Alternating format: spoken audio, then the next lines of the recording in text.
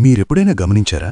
Fight మొదలయ్యే ముందే మన శరీరం వణకడం మొదలవుతుంది. చేతులు వణుకుతాయి, గుండె ఛాతీలోంచి బయటకొచ్చేస్తుందేమో అనిపిస్తుంది, మైండ్ బ్లాంక్ అయిపోతుంది. కానీ నిజమేమిటంటే అప్పుడు మీరు భయపడటం లేదు, మీ శరీరం కిల్ మోడ్లోకి వెళుతోంది. మెదడు ప్రమాదాన్ని పసిగట్టగానే కేవలం ఒక్క సెకండ్ కంటే తక్కువ వ్యవధిలోనే శరీరంలో అడ్రినలిన్ని నింపేస్తుంది. మనిషిని తాత్కాలికంగా సూపర్ హ్యూమన్గా మార్చే హార్మోన్ ఇదే. దీనివల్ల మరింత బలం, వేగవంతమైన రియాక్షన్, నొప్పి అసలు తెలియకపోవడం జరుగుతాయి. కానీ పోరాటం ఇంకా మొదలు కాలేదు కాబట్టి ఈ శక్తి అంతా లోపలే మరుగుతూ ఉంటుంది. దాంతో శరీరం వణకడం మొదలవుతుంది, సరిగ్గా బాంబు పేలే ముందు వణికినట్లుగా. నిజానికి అప్పుడు శరీరం ఒక నిర్ణయానికి వస్తుంటుంది, పారిపోవాలా లేక దాడి చెయ్యాలా అని. అందుకే ఆ క్షణంలో గొంతు బరువెక్కుతుంది, చేతులు పిడికిలి బిగుసుకుంటాయి, కళ్ళు టన్నల్లాగా ఒకే చోట తీవ్రంగా ఫోకస్ చేయడం మొదలుపెడతాయి. గుర్తుపెట్టుకోండి, ఇది బలహీనత కాదు, ఇది మనిషి యొక్క పురాతన సర్వైవల్ సిస్టమ్. కొంతమంది ఆ అపారమైన శక్తిని కంట్రోల్ చేసుకోగలుగుతారు.